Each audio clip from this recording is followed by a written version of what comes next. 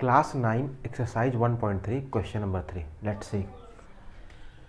Express the following in the form p by q where p and q are integers and q is not equal to 0. Okay.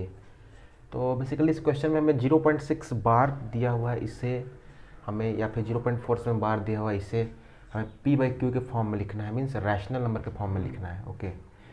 तो सी मैं आपको एक चीज़ बता दूँ कि अगर बाय द वे क्वेश्चन में होता कि 0.6 को लिखो पी बाई क्यू के फॉर्म में, तो ये बहुत सिंपल था, कुछ नहीं करना था. पॉइंट हटेगा यहाँ पे, नीचे 10 आएगा, 3 times 5 times 3/5 P by Q में हो गया. ठीक है. लेकिन जब क्वेश्चन कुछ 0.6 ना लिख करके कुछ क्वेश्चन ऐसा आता है 0.6 बार, इसका मतलब क्या होता है 0.66666, तो इसे लिखना थोड़ा सा डिफ़िकल्ट है. ठीक है. बट आप टेंशन मत लो, आपका सारा टेंशन मेरा टेंशन है. मैं आपको इसे इतनी बारीकी से क्लियर करूँगा कि आप कभी नहीं भूलोगे. ओके, चलो देखते हैं इसको बिना टाइम वेस्ट किए हुए.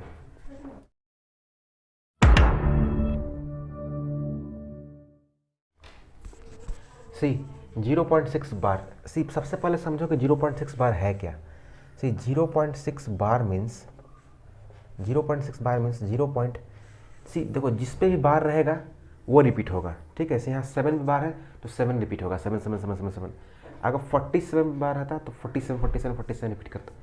यहाँ पे सिर्फ 6 पे बार है तो सिर्फ 6 रिपीट करेगा, 6 6 6 6 6. नो. तो बार समझ गए, क्योंकि कितना लोग क्लास 9 पास हो जाता है, 10th चला जाता है, लेकिन फिर भी उसे बार क्या होता है पता नहीं चलता है. तो बार तो आप समझ गए. अब चलो देखते हैं. सी अब कुछ करना नहीं इसमें आपको, तो सॉल्व कैसे करेंगे इसको. ये जो 0.6 दिया हुआ ना, इसे x मान लेंगे. ठीक है. Let x is equal to 0.666. ठीक है. ये आपने कर लिया. अब देखो, अब एक चीज़ का आपको ध्यान रखना है. अब आगे गए सॉल्व करेंगे. देखो, आपको देखना है कि बार कितने नंबर पे है. ठीक है. सी देखो, बार एक डिजिट पे है, आपको डिजिट देखना है कि कितने डिजिट पे बार है. ठीक. यहाँ देखो, यहाँ बार एक डिजिट पे है, तो अगर एक डिजिट पे बार है तो हम 10 से मल्टीप्लाई करेंगे. ठीक. यानी 1 पे 1 0 से. ठीक. अगर 2 डिजिट पे बार है, बाय द वे अगर बार 2 डिजिट पे लाइक 6.83, यहाँ अगर 83 बार है, यहाँ 2 डिजिट पे बार है, तो हम इस केस में 1 पे 2 0 यानी कि 100 से मल्टीप्लाई करेंगे. ठीक है. ध्यान से देखना. अगर मान के चलो कि मैं क्वेश्चन में था 4.983 बार, तो इसमें 3 डिजिट बार है, तो यहाँ पे हम 1 पे 3 डिजिट इसको मल्टीप्लाई करेंगे. ठीक है. ये मैं आपको बता रहा हूँ कि हम लोग आगे ऐसा करेंगे, आपको समझ में आ जाएगा, पहले से समझ लो आप. और अगर मान के चलो कुछ ऐसा है 4.48, यहाँ देखो सिर्फ एक डिजिट बार है, तो हम इसको एक डिजिट बार है तो इसको हम 1 पे 1 0 से मल्टीप्लाई करेंगे, यानी कि 10 से मल्टीप्लाई करेंगे. ठीक है.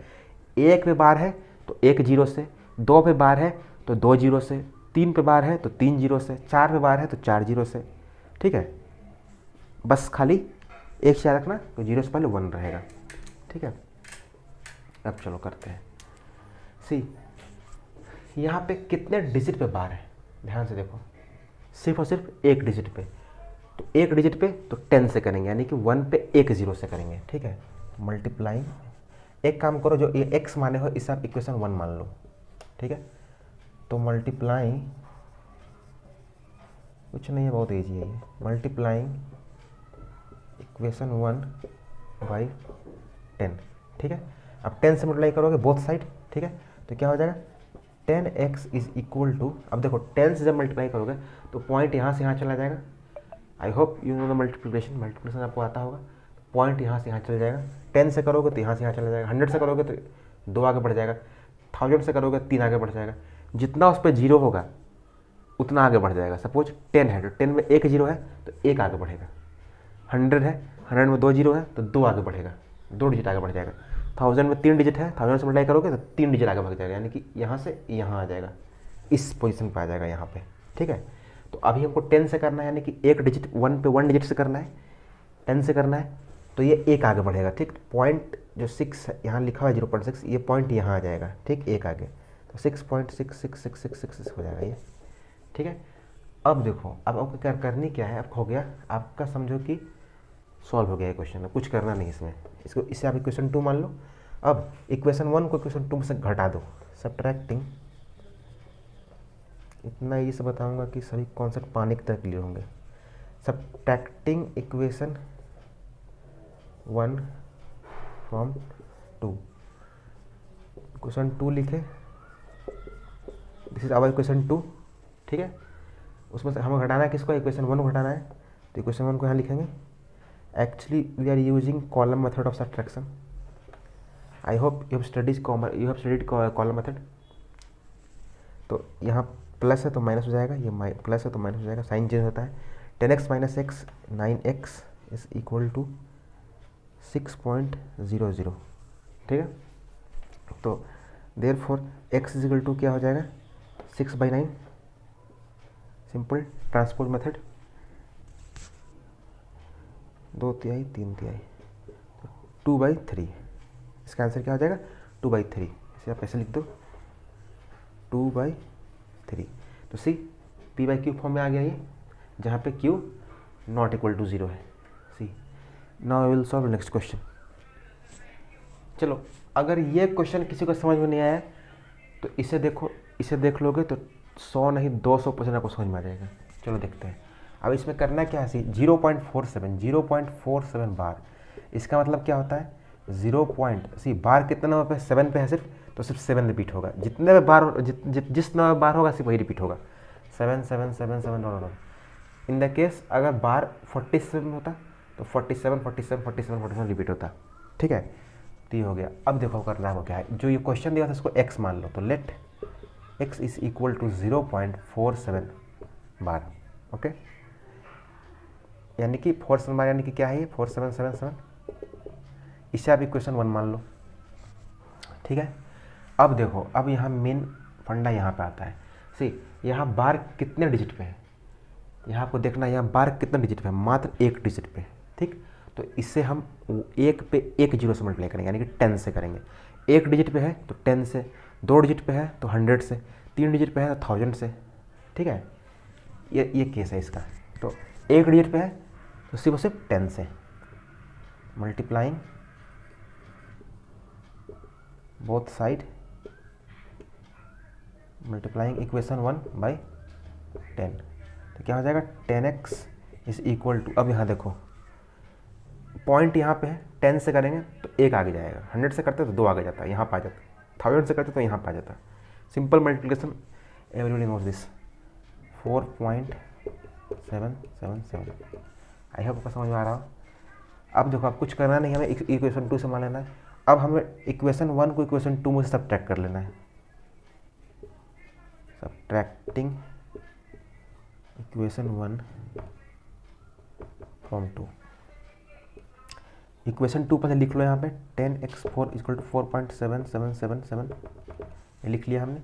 इक्वेशन 1 इसे भी लिख लेते हैं 0.4777।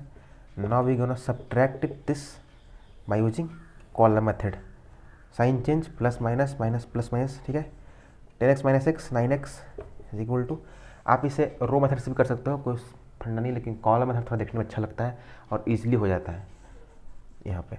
तो ये क्या हो जाएगा 4.3000, ओके।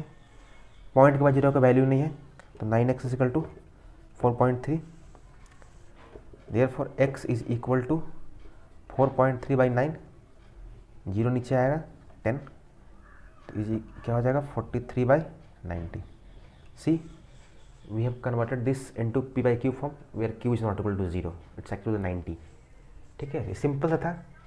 अगर अभी भी किसी को समझ में नहीं आया तो अगला क्वेश्चन देखना, गारंटी 300% का समझ में आ जाएगा आपको। तो चलो देखते हैं इसको, 0.001 बार, ठीक है। तो एक्चुअली है क्या ये, पहले से देखते हैं। 0.001 बार, इसका मतलब क्या है, सी बार कितना डिजिट पे है, 0 0 1 तीनों बार है, तो जितना डिजिट बार रहेगा उतना रिपीट होगा, ठीक है। तो अगर 0 0 1 में बार है तो 0 0 1 0 0 1 0 0 1 0 0 1 रिपीट होगा, ठीक है। 0.001 0 0 1 0 0 1, ठीक है, रिपीट होता चल जाएगा, because it's non repeating, sorry it's repeating and non terminating, कभी ख़त्म नहीं होगा और रिपीट करते चला जाएगा। अब चलो सेम फंडा, इसको x मान लेंगे, let x is equal to 0.001 0 0 1 0 0 1, ठीक है। इसे इक्वेशन 1 मान लो आप। ना अब देखो, अब मेन चीज़ आता है, अब मल्टीप्लिकेशन किससे करेंगे, तो सी बार देखो, बार कितने डिजिट पे है, 1 2 3, 3 डिजिट बार है, तो 3 डिजिट पे बार है तो 1 पे 3 डिजिट से मल्टीप्लाई करेंगे। 2 डिजिट बार रहता है तो 1 पे 2 डिजिट से मल्टीप्लाई करते हैं। सिर्फ और सिर्फ 1 डिजिट बार रहता है तो 1 पे 1 डिजिट से मल्टीप्लाई करते हैं, यानी कि 10 से मल्टीप्लाई करते हैं। ठीक है, अभी भी अगर किसी को समझ में नहीं आया तब मैं अब क्या बोलूँ, तो आपको कुछ प्रॉब्लम है, क्योंकि इतनी बारीकी से कोई समझाएगा नहीं। सी अब इसको हम लोग 3 डिजिट बार है तो 1000 से, यानी कि 1 पे 3 डिजिट से मल्टीप्लाई करेंगे। Multiplying equation 1 by 1000 both side. ठीक है, तो क्या हो जाएगा, 1000x इज इक्वल टू, अब देखो 1000 से मल्टीप्लाई करेंगे, 10 से मल्टीप्लाई करते तो जस्ट ये यहाँ पे आता है, 1 डिजिट आ गया। 100 से करते तो ये 2 डिजिट आ गया था यहाँ पर। 1000 से करेंगे तो 3 डिजिट आएगा यहाँ पे। ठीक, अगर आपको ऐसे समझ में नहीं आ रहा है तो आप सिंपली मल्टीप्लाई करके देख लेना, ये सिंपल मल्टीप्लिकेशन का रूल है। ठीक है, कोई क्लास 5 का बच्चा भी इसे मल्टीप्लाई कर सकता है। तो अगर आपको मेरा ये फंडा, शॉर्टकट फंडा समझ में नहीं आ रहा है मल्टीप्लिकेशन का, तो आप इसे अच्छे से मल्टीप्लाई करके देख सकते हो। ठीक है, कोई दिक्कत नहीं है। वैसे मैं सिंपल बताया कि अगर 1000 से मल्टीप्लाई कर रहे हैं, यानी कि 1 पे 3 डिजिट से मल्टीप्लाई कर रहे हो तो 3 डिजिट आगे चल जाएगा ये। तो क्या हो जाएगा, 001.001001। सी पॉइंट से पहले जीरो का कोई वैल्यू नहीं है तो इसको रब कर दो, कोई इसका वैल्यू नहीं है। ठीक है, तो इक्वेशन 2 हो जाएगा। Now we gonna subtract equation 1 from 2। Okay, तो subtracting equation 1 from equation 2, then now we will write equation 2 here, 1000x to 1.01001। ठीक है, ये हमने लिख दिया। अब ये हमारा इक्वेशन 1 है, इसे लिख देंगे यहाँ पे, we are using column method of subtraction 0.001। ठीक है, इसे आप आगे बढ़ा सकते हो, कोई प्रॉब्लम नहीं है, सब खत्म हो जाएगा। ठीक है, अब देखो सब्ट्रैक्ट करो तो क्या आ जाएगा, 999x is equal to 1 minus 1.00000 जो खत्म हो गया। तो x इक्वल टू क्या हो जाएगा, पॉइंट के बाद उधर जीरो का वैल्यू नहीं है, पॉइंट से पहले भी जीरो का वैल्यू नहीं था तो इसको यहाँ रब किया, अब इधर पॉइंट के बाद नहीं वैल्यू नहीं है तो खत्म हो गया। तो x इक्वल टू क्या हो जाएगा, 1/999, सॉरी हाँ 1/999। ठीक है, तो सी हमारा आंसर आ गया। फाइनली हमने 0.001 बार को p/q के फॉर्म में कन्वर्ट कर लिया, जहाँ पे q हमारा 0 के बराबर नहीं है, it is 999। Okay, so simple सा था ये। आई होप आपको समझ में आ गया होगा। Thanks for watching.